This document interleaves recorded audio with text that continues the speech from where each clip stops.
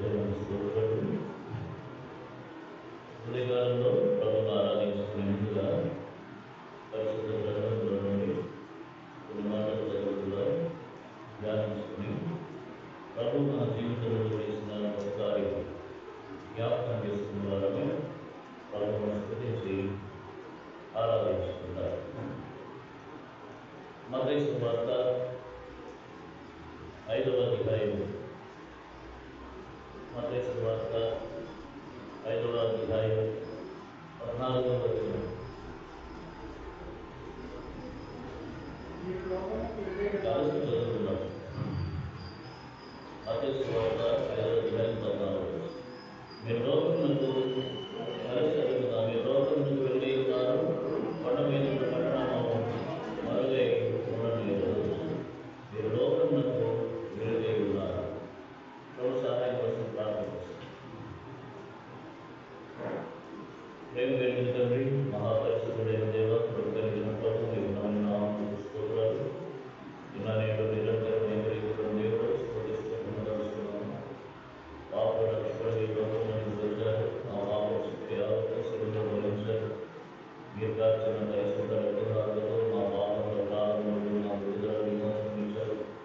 విశ్వాసం ద్వారా కృతజ్ఞతకు రక్షణ మాకు దయచేశారు. మీరు అనుగ్రహించిన రక్షణను కొనసాగింపజేస్తున్న దేవుడు స్తుతిస్తూ కనపరుస్తున్నాం. దేవా, ఈ అడుగులలో మరి ఈ స్థలంలో మీరు వచ్చి సేవించబోతున్నారు.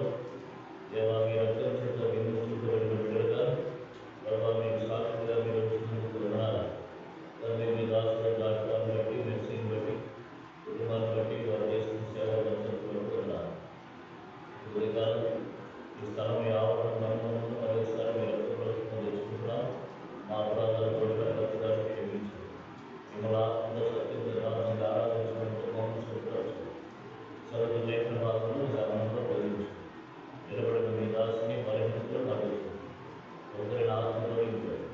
నిలబడి మాట్లాడుతూ శక్తి చేయండి. ప్రభావ వేడుకుంటున్నాము. ఈ మెల్లని స్వరం మాకు వినిపింపజేయండి. కనికరపడిన ప్రార్థన క్రియలు ప్రభావం నజరుడైన యేసుక్రీస్తు వారి శక్తి మీకు నామంలో బంధిస్తున్నాము. ఎలాంటి శక్తి వాతావరణం సర్వశక్తిని స్వాధీనంలో ప్రభావం మాతో మాట్లాడండి. ఆత్మతో సత్యంతో మేము ఈ వాక్యానుసారంగా ఆరాధించుకోగలుగుతారు. మీరు మా జీవితంలో ఏం చేశారో దాన్ని మేము మరొకసారి ఒక్కరికి జ్ఞాపకం చేసుకుని దాన్ని బట్టి మిమ్మల్ని మాట్లాడుకోగలిగే సహాయం చేయడం ప్రయత్నపడండి. స్కూల్ అర్పిస్తూ నిరంతరమైన మా ప్రభావం యేసుక్రీస్తు వారి పరిశుద్ధ నామంలో ప్రార్థిస్తున్నాము తండ్రి.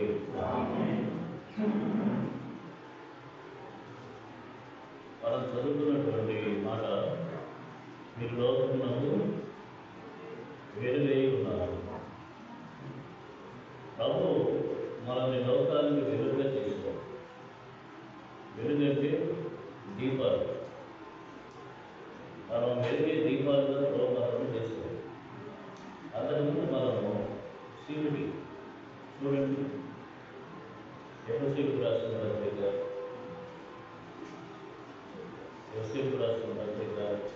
5వ అధ్యాయం 8వ వచనం. ఎఫెసీ 5:8.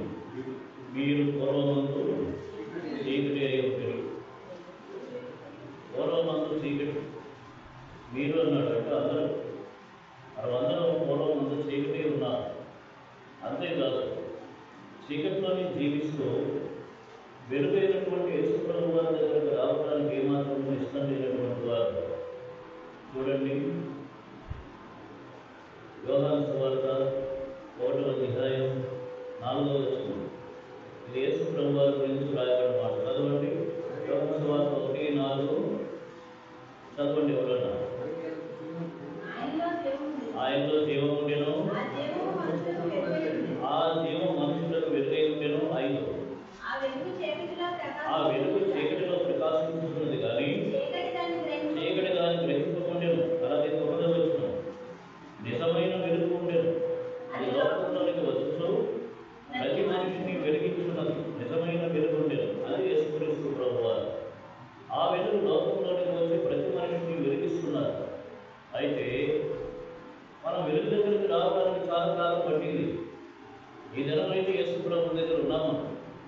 అయితే ఈ వెలుగైన యేసు ప్రభు దగ్గరికి రావడానికి చాలా కాలం పట్టింది. కారణం ఏమిటి? యోహాను సువార్త 3వ అధ్యాయం 20వ వచనం కలిసి చదువుకుందాం. యోహాను సువార్త 3వ అధ్యాయం 20వ వచనం కలిసి చదువుకుందాం. దుష్కార్యం చేయు ప్రతివాడు వెలుగును ద్వేషించును, తన క్రియలు దుష్క్రియలుగా కనబడుతున్నట్లు వెలుగునందు ఉన్నాడు. మన వెలుగునందుకు రాకపోవడానికి గల కారణం దుష్క్రియలు చేసేవారు. దుష్కార్యం చేయ ప్రతివాడు వెలుగును ద్వేషించును. కనుక మన క్రియలు దుష్క్రియలు, చెడ్డ క్రియలు. దుష్క్రియలు అంటే చెడ్డ క్రియలు. చెడ్డ క్రియలు చేసేటటువంటి మనం, చెడ్డ జీవితం జీవించేటటువంటి మనం, అబద్ధాలు ఆడటం, మోసం చేయటం, పాపం చేయటం, అనేక రకాలు. ఎవరి జీవితం వారికి. ఒకరి జీవితంతో మరొకరికి సంబంధం లేదు, ఒకరి అనుభవంతో మరొకరికి సంబంధం లేదు. కానీ దేవుని వాక్యం చెప్తుంది, ఏ భేదము లేదు, అందరూ పాపం చేసిన వారే. ఒక్కొక్కరు ఒక్కొక్క రకమైన పాపం. పాపమే చీకటి. ఈ చీకటిలో జీవిస్తున్నటువంటి మనము వెలుగు దగ్గరకు, యేసుక్రీస్తు ప్రభు దగ్గరకు రాలేదు. ఎందుకంటే మన బండారం అంతా పట్టుబయలుతుంది. యేసు ప్రభు దగ్గరకు రాగానే ఏదైనా వెలుగులోకి వచ్చింది అనుకోండి, వెలుగులో ఏమవుతుంది?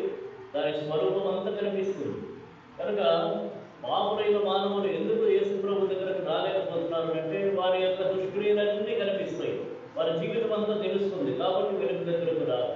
ఒకప్పుడు మనం కూడా ఇలా జీవించిన వారమే అర్థం చేసుకోవాలి. పుట్టిన వెంటనే యేసు ప్రభు దగ్గరకు వచ్చామా? లేదా సువార్త విన్న వెంటనే యేసు ప్రభు దగ్గరకు వచ్చామా? కొంతకాలం పట్టింది. కనుక ప్రభువును మొదట తిరస్కరించాం, వద్దన్నాం. అయితే ప్రభు వలన ప్రభు దగ్గరకు, ఆ వెలుగు దగ్గరకు వచ్చాం. వెలుగు దగ్గరికి ఎప్పుడైతే మనం రాగలిగామో అంటే మన గత జీవితం ఉంటుంది, తర్వాత జీవితం అవుతుంది. వెలుగు దగ్గరకు రాకముందు మన జీవితం మనకు తెలుసు, ఎవరి జీవితం వారికి తెలుసు. వెలుగు దగ్గరకు వచ్చిన తర్వాత ఇప్పుడు అందరి జీవితాలు ఉంటాయి. వెలుగు దగ్గరకు రాకముందు, యేసు ప్రభు దగ్గరికి రాకముందు, మారు మనస్సు పొందకముందు, పాపం ఒప్పుకోకముందు, పాప క్షమాపణ పొందకముందు మన జీవితాలు, ఎవరి జీవితాలు వారివి, ఎవరి పాపం వారిది. పేరుకి అందరూ పాపం, కానీ ఎవరి పాపం వారిది, ఎవరి నైజం వారిది. ఎప్పుడైతే యేసు ప్రభు అనే వెలుగు దగ్గరకు వచ్చామో ఇప్పుడు మనం వెలుగై ఉన్నాము. ఇప్పుడు మన అందరి అనుభవం ఒకటి. ఆ అనుభవం ఏమిటంటే చూడండి, ఎఫెసీయులకు రాసిన పత్రిక 1వ అధ్యాయము 17వ వచనం. ఎఫెసీయులకు రాసిన పత్రిక 1వ అధ్యాయం 17వ వచనం. కొత్త నిబంధన గ్రంథం 173వ పేజీ. మీ మనోనేత్రములు వెలిగింపబడినందున. కాబట్టి ఎప్పుడైతే ఈ వెలుగైన యేసు ప్రభు వారి దగ్గరకు వచ్చామో, చీకటి అయినటువంటి మనము, మీరు పూర్వమందు చీకటి అయి ఉంటిరి అని చదివాము. చీకటి అయిన మనం, చీకటిలో జీవిస్తున్నటువంటి మనం ఎప్పుడైతే వెలుగైన యేసుక్రీస్తు, నిజమైన వెలుగైన యేసు ప్రభు వారి దగ్గరకు వచ్చామో, మొట్టమొదట మనం జరిగిన సంగతి ఏమిటంటే మన మనోనేత్రములు వెలిగింపబడ్డాయి. మన మనోనేత్రాలు వెలిగింపబడటం వల్ల 2 విషయాలు తెలుసుకున్నాం. ఒకటి, మనము పాపులం. రెండవది, యేసు ప్రభు పరిశుద్ధుడు. మనం చనిపోతే నరకానికి పోతాం. యేసు ప్రభు పరలోకం నుంచి వచ్చాడు. మన పాపపు శిక్ష యావత్తు ఆయన కలువరి శిలువలో భరించాడు.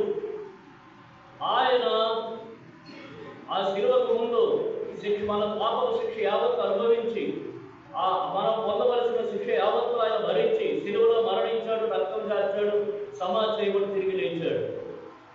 ఈ సత్యం మన గ్రహింపులోకి వచ్చింది. ఎప్పుడు వచ్చింది? మన మనోనేత్రంలో వెలిగింపబడిన తర్వాత వచ్చింది. మనం అది యేసు ప్రభు వారిని బట్టి. ఇప్పుడు మనల్ని బట్టి, మనం పాపం చనిపోతే ఎక్కడికి పోతాం? చెప్పండి, పాపంతో చనిపోతే ఎక్కడికి పోతాం? నరకానికి పోతాం. మొహమాటం లేదు, భేదం లేదు, ఏ భేదం లేదు. ఇది మనం గ్రహించగలిగాం. మన మనోనేత్రాలు వెలిగింపబడ్డాయి కనుక ఇది గ్రహించగలిగాం. కాబట్టి ఇప్పుడు వెలుగునంత వచ్చి మన పాపములు ఒప్పుకున్నాం. ప్రభు మన పాపములు క్షమించాడు, తన రక్తంతో కడిగి పవిత్రపరిచాడు. ఆ వెలుగు మనలోనికి ప్రవేశించింది. మీరు పూర్వమందు చీకటి ఉంటిరి, ఇప్పుడైతే మన చదువుతాం. ఎఫెసీయులకు రాసిన పత్రిక 5వ అధ్యాయము 8వ వచనం. ఎఫెసీయులకు రాసిన పత్రిక 5వ అధ్యాయం 8వ వచనం. మీరు పూర్వమందు చీకటి ఉంటిరి,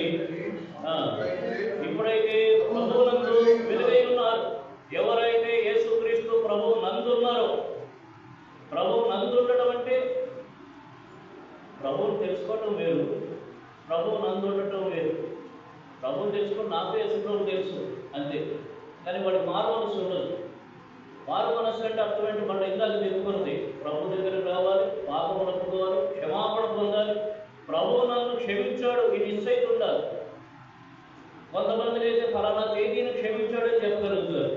నేనైతే చెప్తాను, 1999 సంవత్సరం ఫిబ్రవరి నెల 16వ తారీఖు మంగళవారము రాత్రి 8:45 ప్రభు నా పాపాలు క్షమించాడు అని చెప్తారు.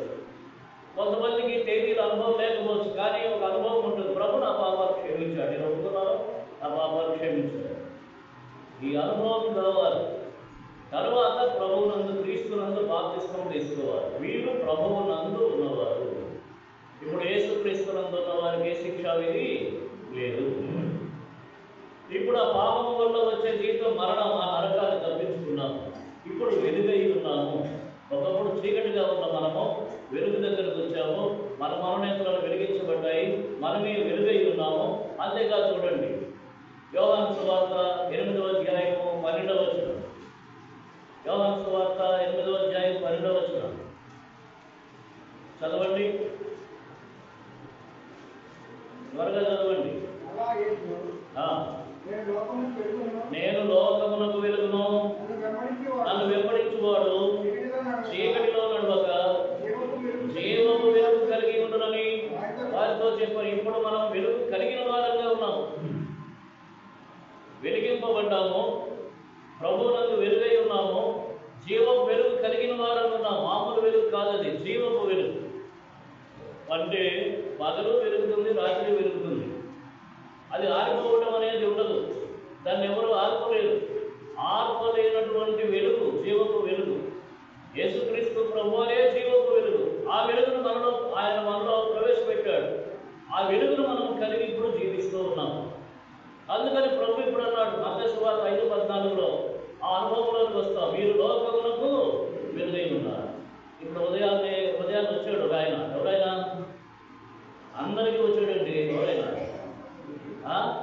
సూర్యుడు. ఆ సూర్యుడు రాగానే ఏమొచ్చింది? వెలుతురు వచ్చింది. సూర్యుడు ఎక్కడికి వెళితే అక్కడ ఏమొస్తుంది? వెలుతురు వస్తుంది, వెలుగు వస్తుంది. అలాగనే మనము కూడా అటువంటి వెలుగు. ఇప్పుడు అర్థం చేసుకోండి, అంటే ఈ లోకానికి మనము సూర్యుడుగా చేశాడు. ఎక్కడ ఉంటామో అక్కడ వెలుగిచ్చే వారంగా మనల్ని చేశాడు. ఇది మన జీవితాల్లో దేవుడు చేసిన గొప్ప కార్యం. ఒకప్పుడు మనమే చీకటి, మనము చీకటి, మన లోపల చీకటి, మనం బ్రతికింది చీకటి, మనం చేసింది చీకటి. చీకటిలో చీకటి ఉంది, ఎవరికైనా కనిపిస్తుందా? చీకటిలో చీకటి ఉంది, ఎవరికైనా కనిపిస్తుందా? అదే చీకటి, మొత్తం చీకటి అంతే. అంటే ఎవరికి కనబడినటువంటి జీవితాలు మనవి, పాప సంబంధమైన జీవితాలు. ఇప్పుడైతే వెలుగు సంబంధమైన జీవితాలుగా, శ్రేష్టమైన జీవితాలుగా మార్చబడ్డాయి.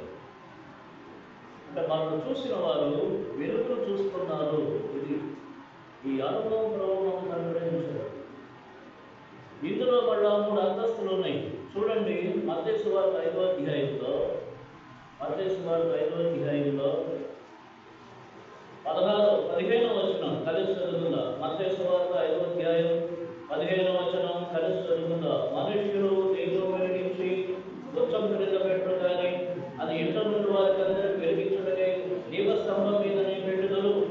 ఎప్పుడైతే మనము వెలిగింపబడ్డామో ఇంట నుండి వారికి వెలిగించి దీపాలు మోతున్నాం. ఫస్ట్ ఎవడైనా రాత్రి అయిందండి, రాత్రి అయిన తర్వాత దీపం ఫస్ట్ ఎక్కడ పెట్టుకుంటారు?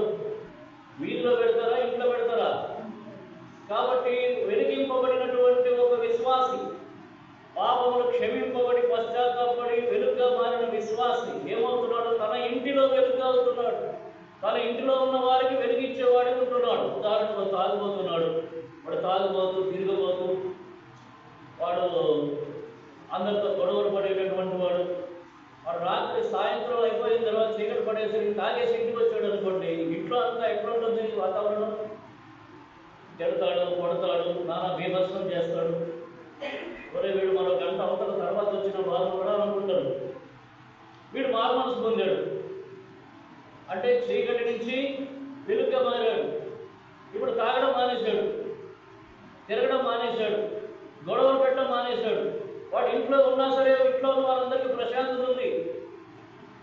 ఇప్పుడు వాళ్ళు అమ్మయ్య మరో గంట ఆలస్యం వస్తే బాబు అనరు, ఒక గంట ముందురా అంటారు. ఎందుకంటే వాళ్ళ జీవితం ఏమైంది, మారింది.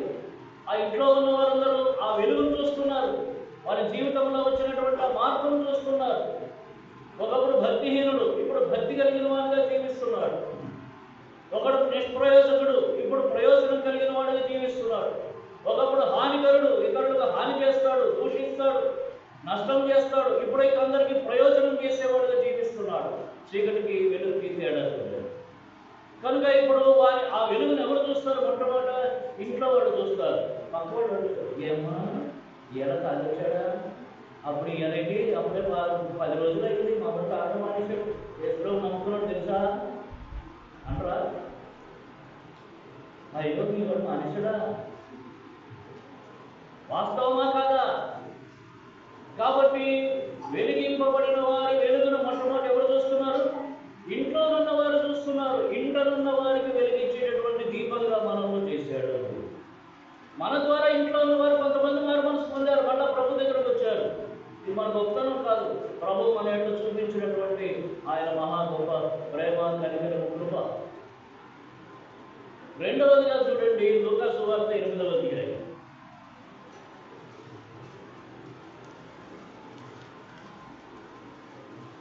లూకా సువార్త 8వ అధ్యాయము 16వ వచనం కలిసి చదువుకుందాం. లూకా సువార్త 8వ అధ్యాయం 16వ వచనం కలిసి చదువుకుందాం. ఎవడనో దీపం ముట్టించి పాత్రతో కప్పివేయడు, మంచం క్రింద పెట్టడు కానీ లోపలికి వచ్చే వారికి వెలుగు అవ్వకూడదని దీపస్తంభం మీద దాన్ని పెట్టును. ఇప్పుడు ఈ దీపాన్ని ఎక్కడ పెడుతున్నారట? ఇందాక దీపస్తంభమే, ఇప్పుడు దీపస్తంభమే. అదేమో లోపల ఇంటనున్న వారికి వెలుగు. ఇప్పుడు ఎవరికట? ఇంట్లో వచ్చేవారికి వెలిగించే దీపం. మొదటి అంతస్తు ఇంటనున్న వారికి వెలిగించే దీపం అంటే ఇంట్లో వారికి ఆశీర్వాదం. మన మారు మనసు పొందిన తర్వాత ఒకడు మారు మనసు పొందేవాడు, లేదా ఒక సహోదరి మారు మనసు పొందేది. ఇంట్లో తగ్గిన వారు ఎవరు ప్రభువుని ఎరగలేదు. ఇంటి వారందరి వరకు ఒక్కరే ప్రార్థన చేస్తారు. ఇంటి వారందరి వరకు వారే దేవుని దగ్గర బతిమాడుకుంటారు. ఇంటి వారందరికీ సువార్త చెప్తారు. వారి జీవితాలు మారిపోయాయి, వారి ఇంటికి ఆశీర్వాదంగా మారారు. కనుక వారు ఇంటికి దీపంగా ఉన్నారు. ఇప్పుడు ఇంట్లో వచ్చిన వారికి వెలుగు. ఇంట్లో వచ్చిన వారు చూస్తారు, ఏంటి నా ఎప్పుడు వచ్చినా గొడవ చేసేవాడు, తాగి కందనాలు అడేవాడు, రచ్చరచ్చ చేసేవాడు, అసలు మాట కూడా మాట్లాడట్లేదు, ఎంత మంచిగా మారిపోయాడు. ఇప్పుడు వీరి బతుకు ఎవరికి తెలిసింది? బయట ఉన్న వారికి తెలిసింది. ఇంటిలోకి వచ్చిన ప్రతి వారికి తెలుస్తోంది, ఈయన జీవితం మారిపోయింది, ఈయన ఇప్పుడు చీకటి కాదు, ఈయన వెలుగుగా ఉన్నాడు. వచ్చిన వారు ఈయనను చూసి వారు ఆ వెలుగు దగ్గరకు వస్తారు. ఏ వెలుగు దగ్గరకు? జీవపు వెలుగైన యేసుక్రీస్తు ప్రభువు వారి దగ్గరకు వస్తారు. ఇంటిలోనికి వచ్చే వారికి వెలుగుగా చేశాడు. ఇది రెండవ అంతస్తు. ఒకటి ఇంటనున్న వారికి దీపం, వెలిగించే దీపం. రెండవది ఇంటిలోనికి వచ్చే వారికి వెలిగించేటటువంటి దీపం. మూడవది చూడండి, అక్కడ ఫిలిప్పీలకు రాసిన పత్రిక, ఫిలిప్పీలకు రాసిన పత్రిక 2వ అధ్యాయము 16వ వచనం కలిసి చదువుతున్నారు. మీరందరూ మీ భాగం గట్టిగా, బిగ్గరగా, స్పష్టంగా చదవడానికి ప్రయత్నించండి. ఫిలిప్పీలకు రాసిన పత్రిక 2:16. అట్టి జనము మధ్యను మీరు జీవవాక్యమును చేతపట్టుకుని లోకమందు జ్యోతుల వలె కనబడుతున్నారు. అందువల్ల నేను వ్యర్థంగా ప్రవేశలేదని, నేను పడిన కష్టం నిష్ప్రయోజనం కాలేదని క్రీస్తు దినము నాకు అతిశయం కారణం కలుగు. లోకమందు జ్యోతుల వలె కనబడుచున్నారు. ఎట్లగా? అట్టి జనము మధ్యను మీరు జీవవాక్యం చేతపట్టుకొని. ఆ జనం ఎవరంటే మూర్ఖమైన వక్రజనం. ఇదివరకు మనం కూడా మూర్ఖమైన వక్రజనమే, వారిలో ఒకరం. ఇప్పుడు వారి మధ్యన ఈ వెలిగింపబడిన వాడు ఏమవుతున్నాడు? జీవవాక్యం చేతపట్టుకొని జీవిస్తున్నాడు. అంటే వాక్యానుసారంగా జీవిస్తున్నాడు. ఇప్పుడు బయటికి పోతాడు, సిగరెట్ కాల్చుతాడు అంటే వద్దండి ఇప్పుడు కాల్చు. ఎందుకు కాల్చాడు? బైబిల్ చెప్తుంది కాల్చొద్దు, నేను కాల్చు. సినిమాలకు పోదాం వస్తావా? వద్దండి నేను రాను. తాగుదాం వస్తావా? వద్దండి నేను తాగను. ఎందుకు? వాక్యం చెప్తాను తాగకూడదు, పాపం, నేను తాగను. దేవుని బట్టి బ్రతుకుతున్నాడు అంటే దేవుని వాక్యాన్ని బట్టి బ్రతుకుతున్నాడు. జీవవాక్యం చేత పట్టుకుని, అంటే మనం బైబిల్ చేతితో పట్టుకోవడం కాదు, చేతితో పట్టుకోవడం అవసరమే, కానీ వాక్యానుసారమైన జీవితం కలిగి ఉండడం. దానిని బట్టి లోకములో ఉన్న జనములందరూ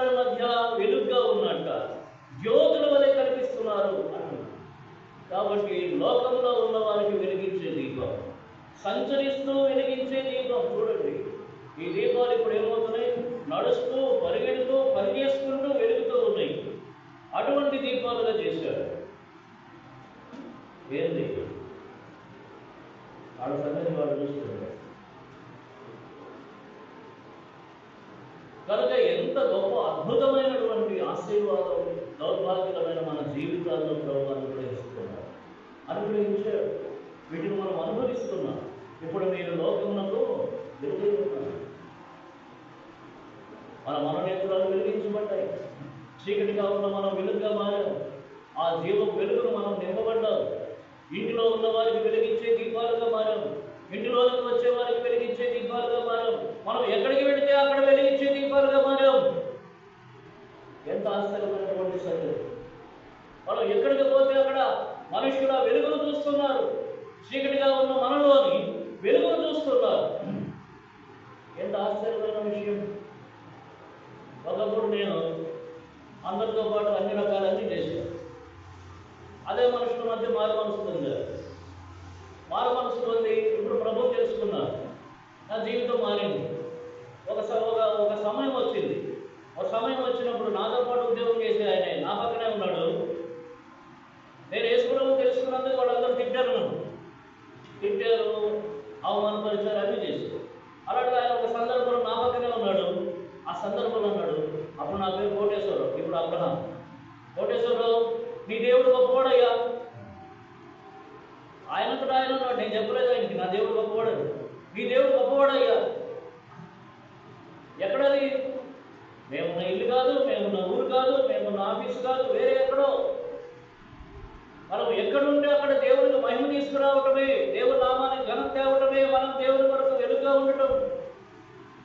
అలాగను దేవుడు చేశాడు. మన జీవితాల ద్వారా దేవుడు తెలుసుకునేలాగా చేశాడు. దౌర్భాగ్యమైన మన జీవితాల్లో ఇంత గొప్ప శ్రేష్టమైన ఆశీర్వాదం. అంతేకాదు, చూడండి, యోహాను సువార్త 5వ అధ్యాయం. యోహాను సువార్త 5వ అధ్యాయం.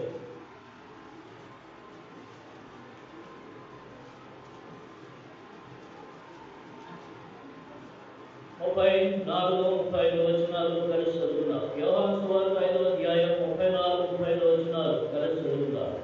నేను మనుషుల వలన సాక్ష్యం అంగీకరింపను గాని నేను రక్షింపబడవని మాటలు చెప్తున్నాను. అతడు మండుచు ప్రకాశించుచున్న దీపమై ఉండేది. మీరు అతని వెలుగులో ఉండి కొంతకాలం ఆనందించడం ఇష్టపడితే. ఎవరి గురించి చెప్తున్నాడు యేసు ప్రభువు అంటే? బాప్తిస్మం ఇచ్చే యోహాను గురించి చెప్తున్నాడు. బాప్తిస్మం ఇచ్చే యోహాను ఎట్లా ఉన్నాడో యేసు ప్రభువు చెప్తున్నారు. యేసు ప్రభు సాక్ష్యాన్ని మించినటువంటి గొప్ప సాక్ష్యం ఇంకేం లేదు. ఆయన సాక్ష్యమే చివరి సాక్ష్యం, ఉన్నతమైన సాక్ష్యం, శ్రేష్టమైన సాక్ష్యం. ఆయన అంటున్నాడు, యోహాను ఎట్లా ఉన్నాడు? బాప్తిస్మం ఇచ్చే యోహాను మండుచు ప్రకాశించుచున్న దీపమై ఉన్నాడు. అంతేకాదు, అప్పుడున్న ప్రజలందరూ కూడా ఆయన దగ్గరకు వెళ్ళి, మీరు అతని వెలుగులో ఉండి కొంతకాలం ఆనందించడానికి ఇష్టపడి ఆయన వెలుగులో మీరు ఆనందిస్తున్నారట. చీకటిలో ఉన్న ప్రజలు యోహాను అనే వెలుగు దగ్గరికి వెళ్ళి ఆ వెలుగులో ఆనందిస్తున్నారు. మనకు తెలియకుండానే అనేక మంది లోకములకు మనల్ని వెలుగుగా చేశాడు కనుక మనం వెలుగుగా ఉన్నటువంటి మన దగ్గరకు వచ్చి మన వెలుగులో వారు ఆనందిస్తున్నారు. అసలు ఈ విషయం మనకు అవగాహనలోకి వస్తేనే మన హృదయం ఎంతో గంతులేస్తుంది సంతోషం. అనేక మంది కాకపోవచ్చు, కొంతమంది అయినా సరే మన వెలుగులోకి వచ్చి వారు ఆనందిస్తూ ఉన్నారు. దేన్ని బట్టి? మన సహవాసాన్ని బట్టి, మన ప్రార్థనను బట్టి, మన ప్రేమను బట్టి, మన పరిచర్యను బట్టి, దానిని బట్టి వారు మనల్ని బట్టి వారు సంతోషిస్తూ ఆనందిస్తున్నారు, ఆ వెలుగులో ఆనందిస్తున్నారు. అంటే కొంతమందికి ఆనందాన్ని ఇచ్చేటటువంటి దీపాలుగా మనం ఉంటాం. ఈ లోకంలో ఆనందం లేదు, సంతోషం లేదు. సంతోషం, ఆనందం కావాలని లోకస్తులు ఏదేదో చేస్తున్నారు, ఎన్నో చేస్తారు. వాటి అంతం విషాదం. ప్రతి సంతోషము, ఆనందం యొక్క ప్రయత్నం యొక్క అంతం ఏమిటంటే విచారము, విషాదం. అంతే. దేనికి కూడా ఆ పరమావధి, ఆ చివరి అంతం ఆనందం కాదు, మహానందం కాదు. ఆనందం యొక్క ప్రయత్నం యొక్క అంతం మహానందం కావట్లేదు. ఉన్నటువంటి లోకంలో అది విషాదంగా మారిపోతూ ఉన్నాడు. ప్యాకాట్ ఆడాడు, ఆడుతున్నప్పుడు బాగుంది, లాస్ట్లో డబ్బులు పోయాయి, ఏం మిగిలింది? విచారం మిగిలింది. బాగా తాగాడు, మొదటి పెద్దకు బాగుంది, ఇంకా తాగాడు, బాగుంది, ఇంకా తాగాడు, ఇంకా తాగాడు, రోడ్డు మీద పడ్డాడు, దెబ్బలు తగిలాయి, ఏం మిగిలింది? ఆనందం మిగిలిందా, విషాదం మిగిలిందా? పొద్దున్న లేవగానే అడుగుతారు, ఎలా అబ్బాయి దిగిందా లేదా అంటారు. అదేనా అడిగేది? ఆ మాట అడుగుతారు, దిగిందా లేదా అంటారు. ఇప్పుడు వాడు సిగ్గొస్తుంది చూపించుకోవడానికి, కాబట్టి దాని అర్థం ఏమిటి? విషాదం. ఇంకా ఏదైనా చూసుకోండి, దాని అంతం విషాదం. అయితే యేసుక్రీస్తు ప్రభువారి ద్వారా వెలుగుగా చేయబడినటువంటి బిడ్డలు, ప్రభువును అంగీకరించిన వారి దగ్గరకు వచ్చి అటువంటి వారు ఆనందం లేనివారు ఆనందాన్ని పొందుతున్నారు, శాంతి సమాధానం లేనివారు శాంతి సమాధానం పొందుతున్నారు. మా ఇంట్లో వచ్చేపు ఉండండి అని అడుగుతారు, లేదా మీతో వచ్చేపు గడుపుతాం అని అడుగుతారు. మా కోసం ప్రార్థన చేయండి, మా ఇంటికి రండి అని పిలుస్తారు, లేదా మీ ఇంటికి వస్తాం, మీరు మా కోసం ప్రార్థన చేయండి అని అడుగుతారు. కనుక వారు శాంతి సమాధానాలు ఆనందాలు పొందేలాగా ఇతరులకు ఆనందం ఇచ్చే దీపాలుగా దేవుడు మనల్ని తీశాడు. ఇది ఎందుకు సంతోషకరమైన విషయం, మీకు అర్థమవుతుందా? దేవుడు మనకి ఇచ్చినటువంటి ఘనత ఎంత గొప్పది. మనం దౌర్భాగ్యులం, మనకు విధి లేకపోవచ్చు, చదువు లేదు, జ్ఞానం లేదు. సరే, చదువున్నా జ్ఞానం లేని వాళ్ళు ఉంటారు. చదువు పక్కన చదువుకుంటే వస్తుంది, బాగా రాత్రి పగలు బతికి పట్టేస్తే రాస్తే మార్పులు వస్తాయి, వస్తాయి. ఆత్మ సంబంధమైన జ్ఞానం ఎక్కడి నుంచి వస్తుంది? కనుక దీని ఏమీ లేనటువంటి పావరులమైన మనకు ఇంత అద్భుతమైన ఆశీర్వాదాలను ప్రభు సమృద్ధిగా మళ్ళా గుర్తు చేస్తున్నారు. ప్రభు మనకు వెలిగించాడు, మన పాపములు క్షమించబడి ప్రభు యొక్క ఆత్మను మనం కలిగి ఉండటమే ఆ వెలుగు. వెలిగింపబడిన మనం ఇంటిలో ఉన్న వారికి వెలిగించే దీపాలుగా చేయబడ్డాం, ఇంటిలో వచ్చే వారికి వెలిగించే దీపాలు చేయబడ్డాం. మనం ఎక్కడికెక్కడ సంచరిస్తున్నామో ఆ స్థలమంతటిలో వెలిగించే దీపాలుగా చేయబడ్డాం. ఇతరులకు ఆనందాన్ని ఇచ్చేటటువంటి మనుచున్న దీపాలుగా దేవుడు మనల్ని చేశాడు. అంతేకాదు, చివరిగా చూసుకుని మనం ఆరాధించుకుంటాం. లూకా సువార్త 12వ అధ్యాయం.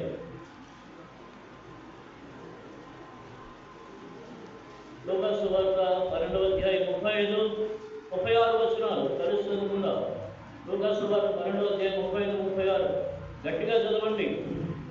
మీ నడుపులు కట్టుకుని ఉండి, మీ దీపములు వెలుగుతుండనియండి. తమ ప్రభు పెండ్లి విందు నుండి వచ్చి తట్టగానే అతనికి తలుపు తీయటకు అతను ఎప్పుడు వచ్చునో అని అతని కొరకు ఎదురు చూసి మనుషుల వలె ఉండు.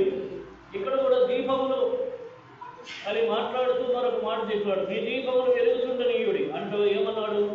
తమ ప్రభు పెండ్లి విందు నుండి వచ్చి తట్టగానే అతని కొరకు తలుపు తీయటకు అతను ఎప్పుడు వచ్చునో అని అతని కొరకు ఎదురు చూసి మనుషులు.